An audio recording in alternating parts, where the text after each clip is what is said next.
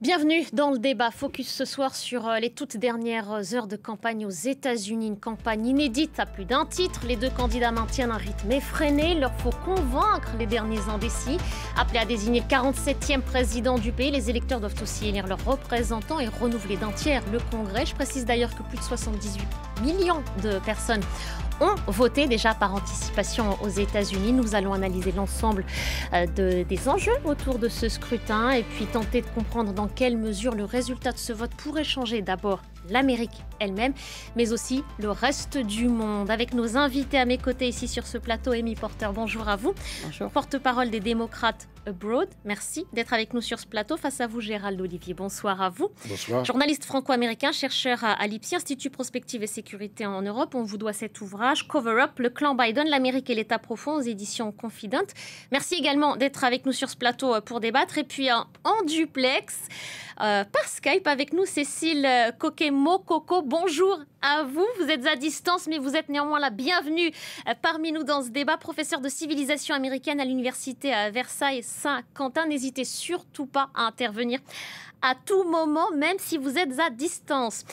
Je voudrais d'abord un tour de table rapide avec vous deux, avec vous trois notamment, mais d'abord vous deux parce que vous représentez l'un et l'autre l'un des camps de ce scrutin. Amy Porter, démocrate, Gérald Olivier, le camp républicain. Est-ce que vous êtes tous les deux fébriles à la veille de ce scrutin? Dans quel état d'esprit vous êtes l'un et l'autre? Moi, je suis très sereine, absolument convaincue d'une large victoire de la part de Kamala Harris, uniquement basée sur les données. C'est pas juste des feelings. C'est parce qu'on a vu le nombre de votants par anticipation. On a vu que les femmes votent massivement. On a 10 points d'avance dans certains endroits, les femmes par rapport aux hommes. Et je pense que les femmes votent pour ne pas se faire enlever leurs propres droits. Donc, c'est de bon augure pour notre camp. Donc, vous êtes très sereine? Absolument. Et vous-même? Moi, je ne représente pas le camp républicain. J'ai aucune fonction au sein du Parti républicain, ni aux États-Unis, ni en France. Je reste observateur, mais avec une certaine sensibilité quand même. J'aurais presque envie de dire exactement l'inverse de ce que je viens d'entendre. Je suis relativement serein vis-à-vis des chances de Donald Trump de l'emporter. Maintenant, c'est une élection qui est relativement serrée. Les sondages le montrent d'ailleurs. C'est-à-dire que sur le plan national, il y a très très peu d'écart entre elle et lui. Et puis comme on est aux États-Unis et que l'élection ne se joue pas simplement au vote populaire, mais se joue surtout à l'intérieur de chaque État, on s'aperçoit que dans les États qu'on appelle les swing states en anglais, les États décisifs, eh bien ils sont toujours au coude à coude. Et en fait, en fonction du sens que va prendre l'élection, là où ça va basculer, on pourrait avoir un résultat extrêmement serré, de quelques sièges au sein du fameux collège électoral, ou bien d'une avance de 30, 50, 60 sièges pour l'un des deux candidats. On verra absolument comment les choses se présentent. Les républicains sont très confiants de leur côté aux États-Unis, un petit peu pour les mêmes raisons évoquées, c'est-à-dire que le vote par anticipation, vous le disiez, a suscité beaucoup d'adhésion. Il y a énormément d'Américains qui ont déjà voté. C'est pas toujours le cas des républicains, qui en général viennent plutôt voter en personne le jour du scrutin. Donc si ce ne sont pas les mêmes électeurs, ce serait plutôt bon signe pour eux. Cécile Coquet-Mococo, quelle analyse vous faites-vous de ces sondages toujours très serrés? Est-ce qu'on peut considérer ce soir, à la veille de ce scrutin, que rien n'est fait? Certainement. Alors ça, vraiment, c'est la seule chose dont on peut être sûr, c'est qu'il faut rester extrêmement humble et que la décision appartient, je ne dirais pas à tout le peuple américain, mais comme il a été bien expliqué, à certains et certaines Américaines qui ont un peu le sort du reste de la nation entre leurs mains. Et on sait que souvent la décision se fait un peu en son âme et conscience dans les derniers instants. Donc là, ça fait partie un peu des choses intangibles qui font que les dés ne sont pas jetés et qu'on attend tous, en retenant notre respiration, le résultat final qui va effectivement avoir des répercussions pour l'ensemble du pays et aussi au plan international.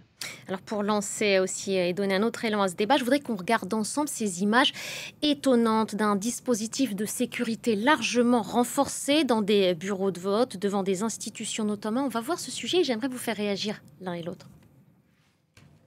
À 2 pas de la Maison-Blanche, tout autour, les barrières de sécurité continuent d'être installées à un rythme soutenu. La capitale américaine se prépare à d'éventuelles explosions de violence. Et les autorités ont averti la population des risques d'insécurité. J'ai voté et je suis très nerveuse. Mais je prie pour le meilleur. C'est tout Washington qui se barricade avant l'élection de mardi. Les ouvriers recouvrent de panneaux de bois les vitrines des restaurants, des magasins, des institutions. Les rues sont transformées en paysages où la vie normale s'est retirée. Les palissades empêchent la circulation aux abords des parcs. Car le spectre du 6 janvier 2021 plane sur toute la ville. Tout le monde se souvient de ce jour-là où les partisans de Donald Trump avaient pris d'assaut le Capitole, lieu sacré de la démocratie américaine. Des blessés parmi les gardiens du Capitole, un policier tué et 4 morts du côté des émeutiers. Alors récemment, la maire de Washington a tenu à rassurer l'opinion. Je pense que la police du Capitole est prête à assurer un transfert pacifique du pouvoir, quel que soit le vainqueur. Une volonté de passation de pouvoir pacifique alors que Donald Trump a refusé de s'engager à accepter les résultats de l'élection. Il avance déjà l'existence de fraudes électorales. Cécile Coquet-Mococo, lorsque l'on voit ces images, est-ce que l'on peut considérer qu'une partie de l'Amérique a peur de l'autre partie? Est-ce qu'un camp a peur de l'autre aujourd'hui? Oui, enfin, surtout quand on a un candidat qui promet un bain de sang si jamais il n'est pas élu et qui crie à la fraude avant même que les gens aient déposé des bulletins et énoncé leur choix face à des machines à voter.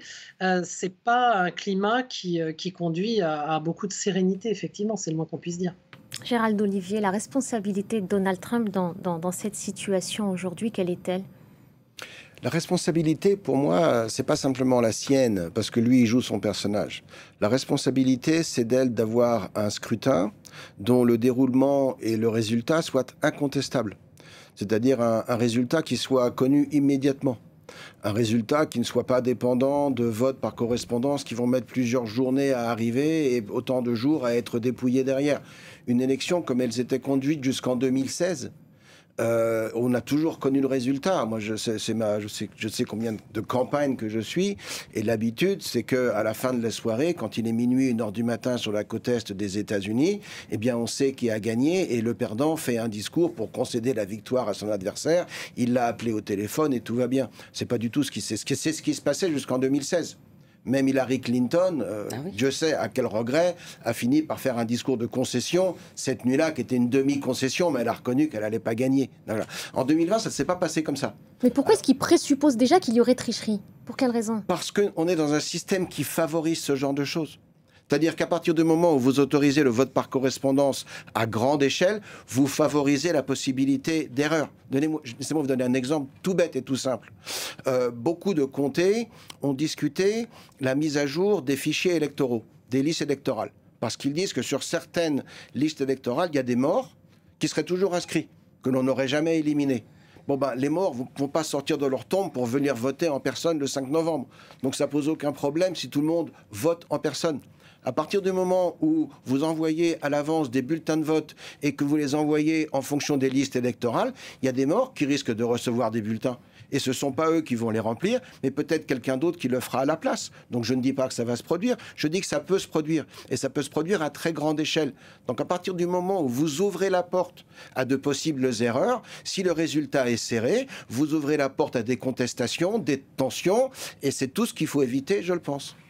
Tout ça est parfaitement fantaisiste. Les élections américaines sont parmi les plus sûres du monde. Le vote par correspondance ne change rien. Il y a tout un tas de contrôles au niveau de chaque bureau de vote. Il faut savoir qu'il y a 10 000 bureaux de vote aux États-Unis. Les signatures sont comparées. Moi, je sais que quand je renvoie mon bulletin de vote, il faut qu'il y ait une signature originale pour comparer la signature que j'ai déposée au moment où je me suis inscrite. Les purges des listes électorales, comme par hasard, c'était surtout les démocrates, que dans les États gérés par les républicains, ils essaient de virer un maximum de gens. Et l'hypocrisie ultime, c'est de dire, vous votez trop lentement, vous comptez, trop lentement, alors que ce sont des États gérés par des républicains qui ont passé des lois qui les obligent à attendre le jour de l'élection pour commencer à voter. Moi, je vote en Floride. La Floride compte précocement. Mon bulletin a été renvoyé le 22 septembre. Il a déjà été comptabilisé. Donc, le soir de l'élection, les gens qui ont voté le jour même, il faut juste les rajouter Et on a le total. En Wisconsin et le Pennsylvanie, 2 États pivots, 2 États clés, ils ne vont commencer à décomptabiliser les bulletins que le jour même de l'élection. Donc dire... C'est les républicains qui crient toujours à la fraude, qui eux-mêmes, ils ont instrumentalisé, qu'ils ont créé. Ça soutient leur narratif. La Pennsylvanie est un État bleu dirigé par un gouverneur démocrate. Ah, maintenant, mais pas à l'époque où cette loi a été passée. La loi n'a pas été changée. Et en effet, la Pennsylvanie est un État problème. Parce que tout pourrait se jouer en Pennsylvanie. On peut très bien avoir une situation où Donald Trump gagne la Géorgie, la Caroline du Nord, l'Arizona et le Nevada, et il se trouve au bord à 268 sièges. Il en faut 270 pour être élu. Donc il est à deux sièges de l'emporter. Kamala Harris, elle est un petit peu en retard, mais elle a gagné le Michigan et le Wisconsin. Et donc on attend le résultat de la Pennsylvanie. C'est pas tout à fait sûr pour le Michigan. Comment ? Encore, on verra. C'est pas sûr, non, c'est une hypothèse. Non, c'est pas parce qu'il compte tard qu'il y a fraude. Voilà. Oui, mais c'est parce qu'il compte tard qu'on n'a pas le résultat dans la nuit. Et c'est parce qu'on n'a pas le résultat dans la nuit que les gens commencent à s'inquiéter et que ça crée des tensions. Non, pas les gens, les républicains s'inquiètent. Pourquoi est-ce qu'ils ne s'inquiètent pas ? Non. Alors, on va faire justement intervenir Cécile Coquet-Mococo. Pourquoi est-ce qu'il y aurait cette inquiétude et cette défiance vis-à-vis des institutions ? Pourquoi ne pas laisser le dépouillement se tenir de manière sereine ? Et puis peut-être nous rappeler, si c'est le cas, comment est-ce que ça se passe dans un bureau de vote ? On imagine qu'il y a des assesseurs, des observateurs d'un camp comme de l'autre ? Alors, je voulais rappeler quand même qu'en 2000 et en 2004, il y avait eu des contestations, notamment dans le comté de Miami-Dade en Floride, et je pense que votre invitée américaine pourrait aussi le confirmer. Bush face à Gore, c'est à ça que vous faites allusion ? Tout à fait. Il y avait des électeurs qui, eux, étaient bien vivants, et qui n'ont pas pu voter parce qu'on leur signalait qu'en fait, ils étaient des repris de justice et qu'ils avaient été privés de leurs droits civiques, alors que c'était des questions d'homonymes. Et effectivement, de fait, c'était des électeurs qui étaient dans des parties du comté qui étaient favorables aux démocrates. Donc, si vous voulez, il y a de la défiance déjà depuis assez longtemps. Et il faut remettre en perspective aussi la question de la pièce d'identité avec photo qui a été réclamée dans la foulée du 11 septembre par beaucoup d'États qui étaient dirigés par des républicains qui ont commencé à s'inquiéter de possibles fraudes liées à l'absence de pièces d'identité avec photo. Et ils ont réclamé que soient exigées des pièces d'identité avec photo, mais certaines pièces étaient considérées comme plus légitimes que d'autres. Donc par exemple, si vous étiez membre d'un club de tir, votre carte de membre qui montrait votre photo pouvait dans certains États être considérée comme valable, alors qu'une carte d'étudiant n'était pas considérée comme valable, parce qu'il fallait en plus démontrer qu'on habitait cet État depuis plus d'1 an ou plus de 3 ans, ce qui disqualifiait des étudiants et étudiantes qui arrivaient pour faire une licence depuis d'autres États. Donc toute cette question de la potentielle fraude électorale est quelque chose qui une véritable inquiétude chez les électeurs républicains et les législateurs républicains également depuis au moins le lendemain du 11 septembre. Et ça, je pense que personne ne peut le nier, en fait. Mettons de côté cette possibilité, ou en tout cas ces accusations autour d'une tricherie ou d'une fraude électorale. Revenons d'abord sur le scrutin en lui-même.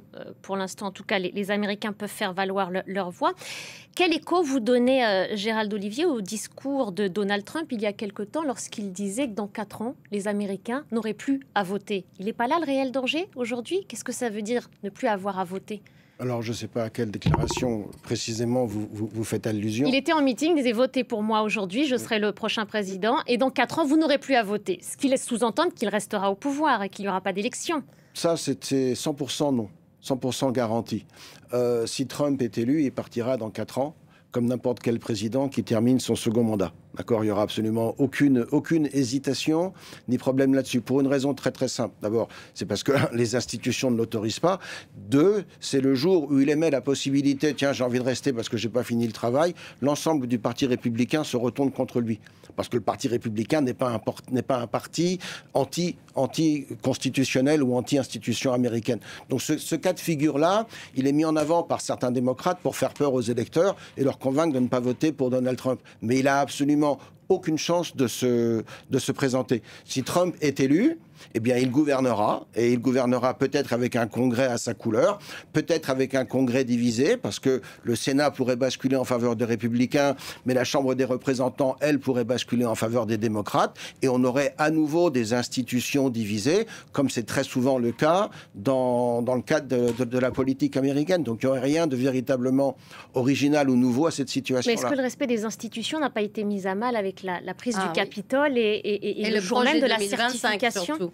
Le projet 2025 n'est pas le projet de Donald Trump, c'est pas dans son programme. Oui, mais son nom est mentionné 320 fois dans ce projet. Alors, attendez, expliquez, détaillez pour le téléspectateur ce projet 2025. Le projet 2025 est quelque chose qui était... un grand groupe très, très conservateur a pendu ce projet pour la prochaine administration républicaine, que ce soit Trump ou pas.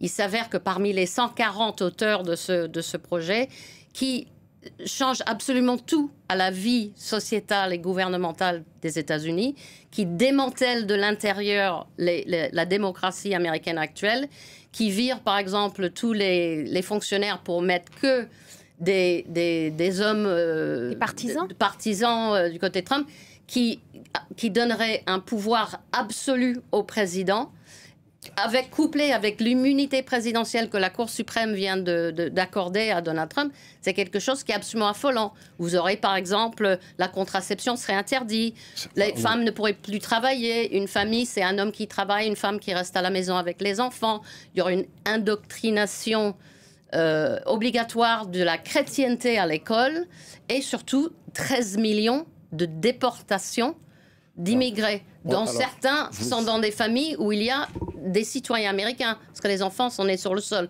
Donc la séparation des familles qui reviennent. Le projet 2025 est absolument terrifiant.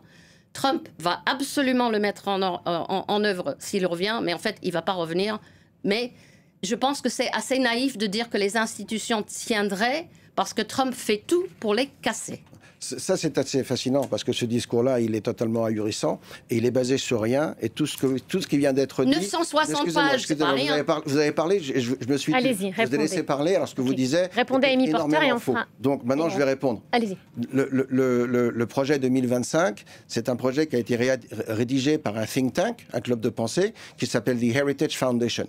Tous les ans, tous les 4 ans, depuis Ronald Reagan, The Heritage Foundation rédige une sorte de wish list, une sorte de vœu pieux de ce qu'ils souhaiteraient peut-être pour leur Amérique à eux.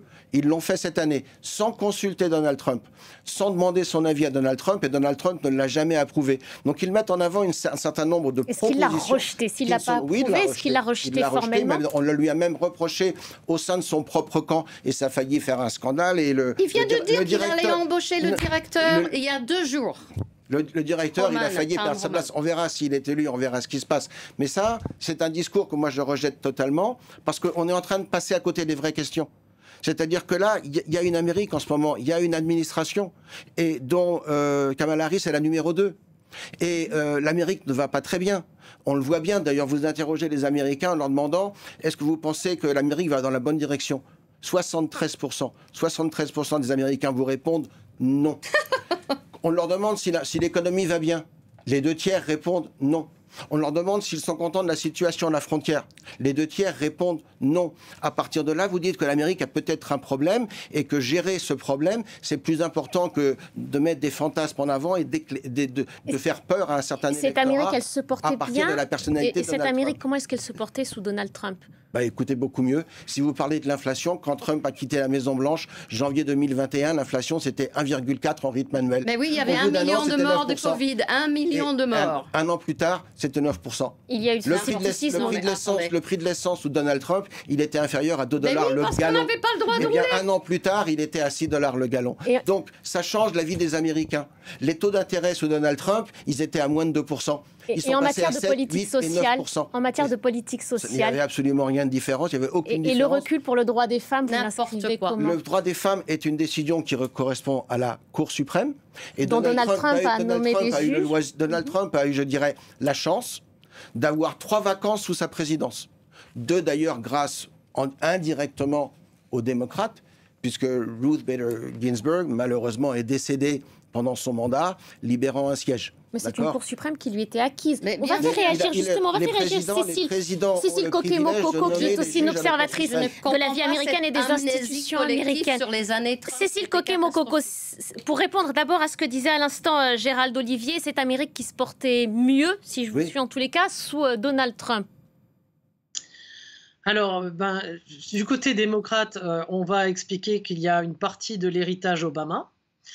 Il y avait aussi un cas particulier qui était l'économie sous Covid, avec le chèque de stimulus qui a effectivement été très apprécié de beaucoup de ménages américains, mais on était dans une économie très particulière aussi pour cette raison-là, avec un Congrès qui était tout à fait prêt à voter ces mesures. C'est toujours important de ne pas focaliser uniquement sur la personne du président, mais de voir s'il y a collaboration ou non avec le Congrès, parce que le président peut avoir toutes sortes d'idées.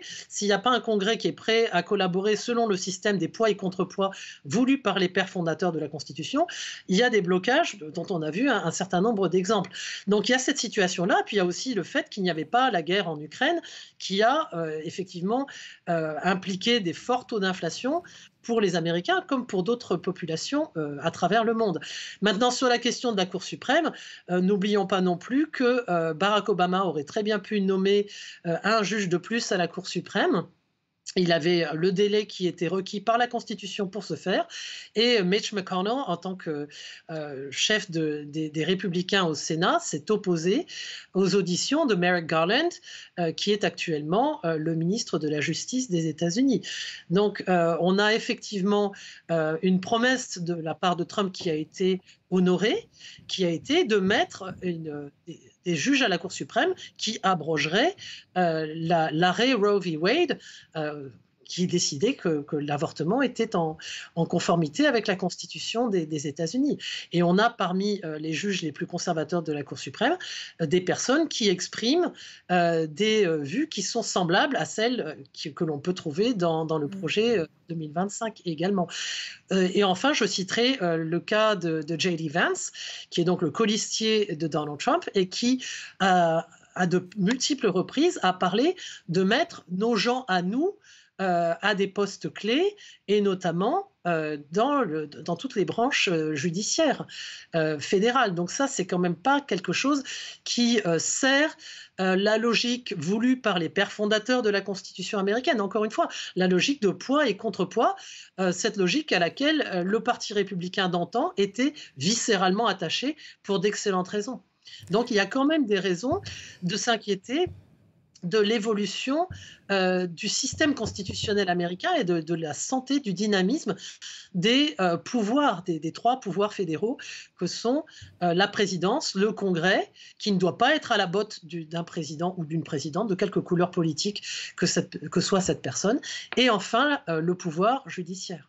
Amy Porter, oui. Je vous laisse réagir et ensuite on va aller retrouver Stéphanie Antoine, envoyée spéciale de France 24 dans le Marais. J'aimerais revenir sur ces questions de sondage. Cette question, est-ce que vous pensez que le pays va dans la bonne direction, est la question de sondage la plus stupide de l'histoire. Pour vous, c'est un problème de formulation. Tout le monde interprète ça de la même façon. On me demande, moi, est-ce que le pays va dans le bon sens? Si je dis, mais non, j'ai peur que Donald Trump revienne au pouvoir, donc non. Donc, c'est une question qui ne veut rien dire.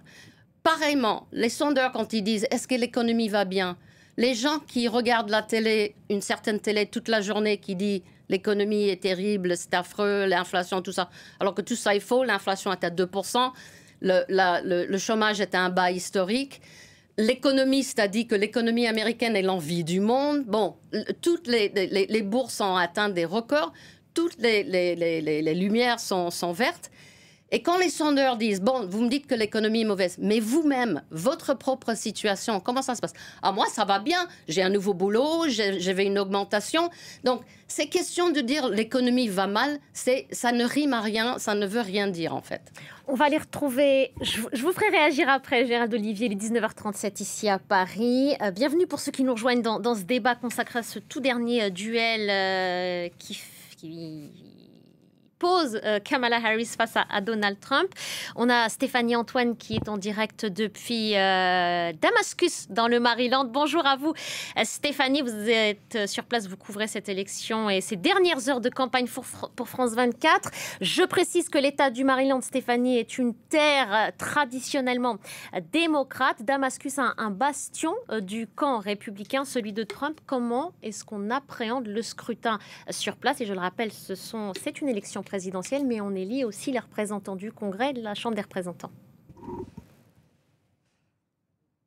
Bonsoir Nabia et bonsoir à tous. Alors vous avez raison, le Maryland c'est un blue state, c'est un État bleu. Ici on a Damascus, c'est le 6e district du Maryland. On est en fait pas très loin de Washington, ça ressemble un peu à une banlieue de Washington ici avec une forte classe moyenne. Et en fait si le Maryland est effectivement bleu, donc ils vont voter pour Kamala Harris à la présidentielle, l'enjeu ici c'est vraiment la Chambre des représentants et le Sénat. Pourquoi? Parce que finalement Damascus, cette ville qui s'appelle Damas, eh bien elle est un peu 50-50. Ici on n'ose pas vraiment vous dire d'ailleurs pour qui on va voter parce qu'il y a une forte tension entre les démocrates et les républicains. Il faut voir que donc à la Chambre des représentants et le républicain qui se présente fait campagne. Il fait campagne contre l'avortement, mais aussi il fait campagne sur l'inflation. Vous y êtes revenu déjà sur ce thème sur votre plateau. Évidemment, ça touche la classe moyenne ici. Donc en fait, la Chambre des représentants pourrait basculer côté républicain. Également le Sénat, il y a un des 2 sièges donc pour lequel on va voter également demain, ce 5 novembre. Et ce siège est démocrate. Aujourd'hui, le sénateur est démocrate, mais là aussi, ça pourrait basculer côté républicain. En tout cas, ce que je peux vous dire, c'est que ici, c'est très tendu et tout le monde vous dit ça va être tendu. Les démocrates, ceux qui veulent voter plutôt démocrates, pensent qu'il risque d'y avoir des incidents après l'élection. Ceux qui veulent voter républicains vous disent attention, les gauchistes vont forcément faire quelque chose après l'élection. Enfin, on sent que c'est tendu, c'est beaucoup plus tendu qu'il y a 4 ans. Je vous propose tout de même d'entendre 2 personnes qui ont accepté de nous parler, même si un certain nombre d'entre elles ici d'ailleurs ne souhaitaient pas parler face caméra. Je pense qu'à Damascus, si je devais faire une estimation, c'est vraiment 50-50 pour Trump. C'est la situation. Si les démocrates ne sont pas contents, qu'ils le soient. Ça fera comme en 2016. Je pense que les gens sont inquiets. D'une façon ou d'une autre, la moitié des gens ne seront pas heureux.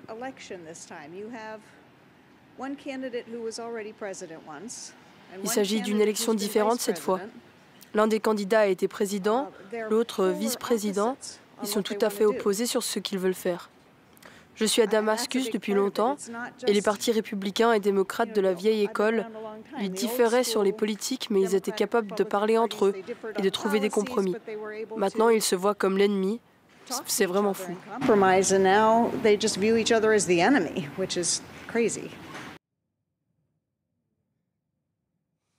Voilà, vous sentez bien la polarisation. Donc il ne faut pas oublier que le 5 novembre, c'est bien sûr cette présidentielle. Et le Maryland, je vous le redis, ça sera Kamala Harris, sans surprise. En revanche, attention, la Chambre des représentants, le Sénat, 1/3 des sièges du Sénat sont remis en jeu demain lors de ce scrutin du 5 novembre. C'est très important. Le Sénat est à majorité démocrate, mais à une voix.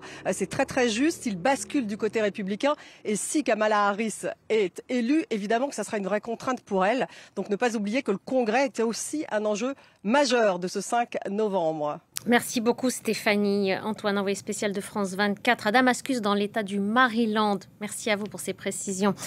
Très, très serré, nous disait à l'instant Stéphanie Antoine, 50-50. On a aussi entendu ces futurs électeurs américains parler d'inquiétude, d'ennemis. C'est ça, aujourd'hui, la situation aux États-Unis. On en parlait tout à l'heure. Un camp qui a peur de l'autre. On est vraiment dans une fracture. Quel que soit le vainqueur de ce scrutin, comment est-ce qu'il peut réconcilier ces 2 Amériques? En fait, cette fracture n'existait pas avant que Donald Trump n'arrive sur la scène politique. Dans le bon vieux temps, quand les républicains et les démocrates discutaient, c'était est-ce qu'on va mettre le taux d'imposition des entreprises à 23% ou à 26%? Et maintenant, il a tellement pollué le discours politique, il a tellement pris la main mise sur le Parti républicain. Moi, j'ai pas mal d'amis républicains, des amis de fac, même dans ma famille, qui disent « mais je ne reconnais plus le Parti républicain. Je n'ai pas quitté le parti m'a quitté ». Et il y a beaucoup de républicains qui vont voter pour Kamala Harris, surtout des femmes. Et vous continuez à dire que les sondages disent c'est 50-50, c'est serré, c'est dans un mouchoir de poche. Ça ne va pas être serré du tout. Gérald Olivier, des républicains qui disent être prêts à voter pour Kamala Harris, c'est surprenant ça, ou parfois même certains votent cachés qui ne le diront pas? Non du tout. Aucun républicain n'est forcé de voter pour quelqu'un pour lequel il n'a pas envie de voter. Les gens ne sont pas amenés à enchaîner devant les urnes. Donc, mais on vote naturellement pour le candidat de son parti. Pour qui ils ont envie de voter. Moi, ce qui me surprend dans ce que vous venez de dire, c'est que c'est vrai au sujet du Parti démocrate, mais absolument pas au Parti républicain. Il y a une incompréhension de base. C'est celle qui consiste à dire Trump est celui qui a divisé l'Amérique. C'est faux, et c'est historiquement faux, et c'est très facile à démontrer. Trump est le résultat de divisions qui sont déjà là. Il est le résultat notamment de l'abandon de la petite classe moyenne blanche et de la classe ouvrière blanche, de ceux qui faisaient le socle du Parti démocrate sous Roosevelt, sous Kennedy, sous Johnson, de l'abandon de cette classe de population par le Parti démocrate au profit des élites urbaines, au profit des minorités, alors, soient ethniques et sexuelles. Son ancien directeur de cabinet, un militaire chevronné, gradé, John Kelly, l'a qualifié de fasciste. C'est pas rien. Oui, et John Kelly, il cherche du travail. Et John Kelly, il a été viré par Trump. C'est quoi, c'est un et les deux sont partis en très mauvais termes. Mais il ne l'a pas fait précédemment. Alors, je vais vous dire une chose. Vous avez parlé de mon livre tout à l'heure, et c'est très gentil d'en avoir parlé. Le sous-titre de mon livre, c'est « Le clan Biden, l'Amérique et l'État profond ». D'accord ? John Kelly, dont vous parlez, il appartient à l'État profond. Si vous revenez 4 ans en arrière, juste 4 ans en arrière. On ne va pas partir dans un discours non, mais attendez une petite seconde. Il y a eu un événement majeur dans l'élection de 2020, c'est la publication d'une lettre de la part d'officiers des services de renseignement. Je suis sûr que vous en souvenez. Affirmant que l'ordinateur d'Hunter Biden était un faux. C'était de la désinformation russe. Et grâce à cela, on a sauvé la candidature et la victoire de Joe Biden.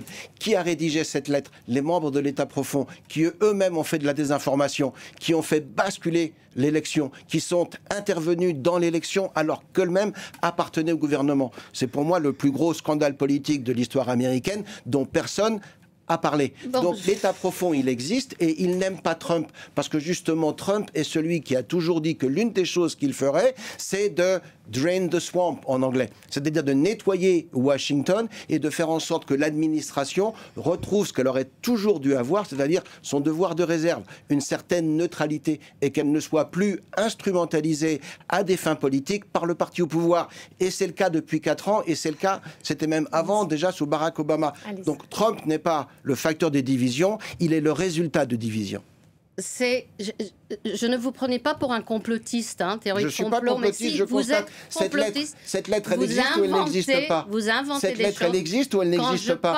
Elle a été commandée par Anthony Blinken, qui est aujourd'hui secrétaire d'État. Quand je parle à des gens comme vous, j'ai l'impression que vous vivez sur la terre numéro 2. Vous avez perdu vous qui vivez dans une réalité protégée. Contact avec la réalité, monsieur. Vivez dans une réalité protégée. Vous n'avez pas la réalité quotidienne des Américains. I'm speaking, comme dirait Kamala Harris. Vous avez aujourd'hui une grande coalition au Parti démocrate, notre coalition traditionnelle, les jeunes, les femmes, les électeurs de couleur, la communauté LGBTQ. Vous avez en ce moment plus les seniors qui traditionnellement votaient à droite, ils vont voter à gauche cette année, surtout les femmes, mais pas que, parce que Trump a dit qu'il allait juste arrêter le système de pension de l'État. Vous imaginez, demain, la CNAF disparaît, plus personne ne touche leur pension, ils vivent de quoi ? On a les militaires, parce que justement, Trump a tellement insulté les militaires et les traité de tous les noms, que les militaires, il y en a 8 millions avec les vétérans, vont également voter à gauche. Et vous avez des nouveaux inscrits sur les listes électorales, et c'est pour ça que quand vous parlez des sondages qui sont à 50-50, il faut se rendre compte que ces sondages sont faits sur la base des listes électorales d'il y a 2 ans. L'électorat a changé. Nous avons 8 millions d'électeurs qui ont atteint leurs 18 ans depuis le dernier scrutin. C'est pas le même électorat, c'est beaucoup plus jeune, c'est beaucoup plus féminin. Après la décision Dobbs qui recriminalisait l'IVG en 2022, on a eu un pic d'inscription sur les listes électorales de jeunes femmes, ce qui a permis à ne pas avoir la fameuse vague rouge qui nous annonçait pour l'élection de mi-mandat en 2022. Nous avons, depuis le 21 juillet, date à laquelle Kamala Harris est devenue la candidate, une pique encore plus grande de nouvelles inscrites. Ce sont des femmes, surtout de couleur, de moins de 30 ans, qui n'ont jamais voté. aucune de ces femmes ne sont sondées parce que les sondeurs travaillent avec des listes anciennes. Donc, il y a énormément de nouveaux électeurs, des gens qui n'ont jamais voté. J'ai même vu un reportage d'une dame de 80 ans qui votait pour la première fois de sa vie parce que son mari est décédé et il ne lui permettait pas de voter avant. Donc, les femmes vont voter massivement pour Kamala Harris, y compris les femmes républicaines, et elle va emporter haut la main ce scrutin. Alors, mais est-ce que vous n'avez pas fait, et quand je dis vous, c'est le camp démocrate, une erreur de calcul dans l'État du Michigan qu'on avait évoqué tout à l'heure? Je vais juste revenir. J'y viens aussi parce que les minorités et le vote arabo-musulman avaient été acquis à Joe Biden. Oui. Ce n'est plus le cas aujourd'hui. Donc là, sur ce terrain-là, même si vous fédérez des femmes républicaines, vous n'avez pas fait d'erreur dans ce cas-là? Je vais y revenir. La coalition aujourd'hui comprend de Bernie Sanders de l'extrême gauche jusqu'à Dick Cheney de l'extrême droite, et 40 des 44 membres du cabinet de Trump qui refusent de le soutenir. Son propre vice-président ne le soutient pas. On se souvient, il a essayé de le faire pendre. Donc, cette coalition est beaucoup plus grande. La base de Trump se réduit et la coalition démocrate grandit, s'élargit. C'est juste des chiffres, c'est des mathématiques. Moi, j'invente rien. Donc, vous avez tous ces gens-là. D'accord, mais vous ne me répondez pas sur les erreurs qui ont pu être faites. Alors, elle a répondu à une question à ce sujet. Je ne vais pas raconter ce qu'elle a dit parce que je ne représente pas la campagne Harris. Je représente le Parti démocrate.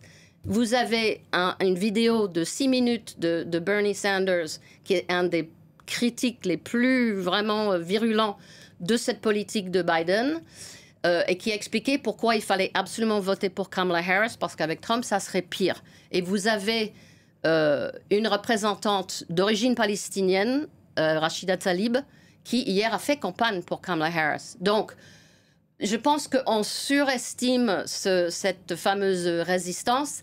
Et en tout cas, je pense que les chiffres ne sont pas suffisamment signifiants pour changer le résultat au Michigan. Cécile Coquet-Mococo, je vous laisse réagir à ce qui a été dit en plateau. Oui, merci beaucoup. Alors, je voudrais revenir effectivement sur la question des clivages au sein du Parti républicain. Il ne faut pas tout mettre sur le dos de Donald Trump. C'est vrai que son mode de communication est un petit peu... relève un petit peu de l'ovni en politique américaine, avec notamment la fameuse fenêtre d'Overton qui signale le type de propos qu'un candidat ou une candidate peut s'autoriser avant de commettre un suicide politique et qu'il a largement fait exploser. Si on se rappelle de l'élection de Barack Obama en 2008, avait émergé face à lui, en colistière de John McCain, une personne qui s'appelait Sarah Palin, qu'on a un peu oubliée aujourd'hui, et mes étudiants ouvrent un peu des grands yeux lorsque je leur parle du Tea Party. Et ce Tea Party, comme on dit avec l'accent français, est un petit peu l'ancêtre du mouvement Make America Great Again, donc MAGA, comme on le dit aujourd'hui, les fameuses casquettes rouges qui sont un peu l'emblème des adeptes de Donald Trump. Et on retrouve parmi les aspirations et même les slogans de ce mouvement, qui à l'époque était un mouvement qu'on appelait fringe, donc un petit peu extrême au sein du Parti républicain, on retrouve une rhétorique qui aujourd'hui nous est devenue familière, notamment l'idée de retrouver l'Amérique telle qu'on l'aimait autrefois. Donc évidemment, je ne vais pas dire qu'il n'y a pas eu d'erreurs qui ont pu être commises vis-à-vis d'électorats col bleu. On a abondamment rappelé les propos de Hillary Clinton qui avait été extrêmement maladroite vis-à-vis d'un électorat attaché à ses fusils et à sa Bible et qui ne comprenait pas le monde de la mondialisation. Il demeure quand même que cette polarisation, on l'a vu émerger sous la présidence Obama avec le début de ces interventions intempestives, y compris dans les chambres du Congrès, avec, si je me rappelle bien, un sénateur de Caroline du Sud qui l'avait interpellé au sujet de la loi Obamacare que le président essayait de faire passer, en lui disant « vous mentez ». Ce qui était quelque chose à l'époque qui avait beaucoup choqué parce que ce n'était pas dans les pratiques politiques habituelles de la République américaine et de ses élus qui avaient une certaine courtoisie qu'on appelle la civilité en anglais. Donc on a un mouvement qui attendait son messie, son sauveur, et qui l'a trouvé en la personne de Donald Trump. Et ce mouvement est maintenant devenu un petit peu le cœur du Parti républicain.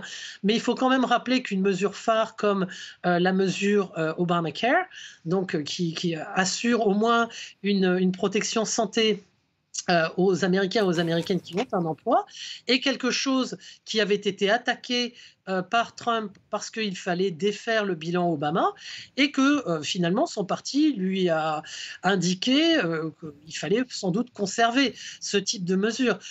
Donc toute la question du prix des médicaments auxquels les Américains et Américaines, on le comprend quand on a vécu là-bas, sont extrêmement sensibles parce que le prix de leurs médicaments est extrêmement élevé, même prohibitif, est quelque chose qui relève de cette tentative du Parti démocrate pour promouvoir des mesures sociales qui bénéficient aussi à des électeurs d'une classe beaucoup plus défavorisée que la fameuse classe moyenne à laquelle s'identifient de toute façon 9 Américains sur 10. Vous vouliez réagir, Gérald Olivier? Oui, en fait, cette élection, elle présente en fait un cas assez original, c'est-à-dire qu'en fait, elle oppose deux administrations en place presque. Trump a été président de 2017 à 2021 et Kamala Harris, elle est la numéro 2 de l'administration actuelle. Donc en fait, on peut contraster les deux bilans. Et si le bilan de l'administration actuelle était aussi favorable que vous le dites, je ne pense pas que les sondages seraient aussi serrés. Et au-delà des questions, même si les sondeurs posent des questions stupides, voilà, on demande aussi aux Américains, est-ce que votre situation économique est meilleure aujourd'hui qu'elle n'était il y a 4 ans? Ça, c'est la question de base que l'on pose à chaque fois qu'un président sortant se représente. Parce que si la réponse est oui, eh bien ce président sortant sera réélu et son administration sera maintenue. Et à l'heure actuelle, la réponse, elle n'est pas oui. Et c'est d'ailleurs pour ça qu'on a une élection qui est très serrée. Donc il n'y a pas du tout cet écart que vous prétendez. Quant au Parti démocrate, moi je constate une chose, c'est qu'un personnage comme Robert Kennedy Jr., fils de Robert Kennedy, ancien garde des Sceaux, ancien candidat lui-même à la présidence, il a quitté le Parti démocrate. Et en quittant le Parti démocrate, qu'est-ce qu'il a dit? Ce parti n'est plus le parti de mon père. Il n'est plus le parti de mon oncle. Oui. Donc le Parti démocrate est aussi devenu le parti des élites et il a perdu une certaine base. Et celle-là, elle s'est reportée sur Donald Trump. Et on verra à la lecture des résultats jusqu'à quel point le scrutin auquel on va assister demain fait partie de ce grand réalignement qui est en cours. Parce qu'en vérité, au-delà du scrutin, on a une Amérique qui évolue et en effet des allégeances qui changent et un réalignement politique qui est en train de se produire. Je vous laisse répondre avant de rendre. Robert Kennedy n'a des Kennedy que le nom, Robert Kennedy Jr. C'est un farfelu qui veut bannir les vaccinations, il est pro-polio. Mais tout ça, c'est faux. Enfin, mais c'est pas faux, il le dit chaque jour. Il le dit lui-même chaque jour. Pas du tout. Il est vacciné, vous allez continuer à m'interrompre là. De toute façon, ce débat est terminé. Non, je ne dis pas de bêtises. S'il vous plaît, Amy Porter, Gérald, ce débat est terminé. Merci en tous les cas d'avoir échangé sur ce plateau. Merci également à Cécile Kokemo-Coco d'avoir répondu à nos questions et d'avoir pris part à ce débat. Merci à tous les trois. Nous verrons demain ce qui se passera aux États-Unis. Nous serons en tous les cas mobilisés pour vous faire vivre ce scrutin en direct sur France 24. C'est la fin de cette émission. Merci de l'avoir suivi.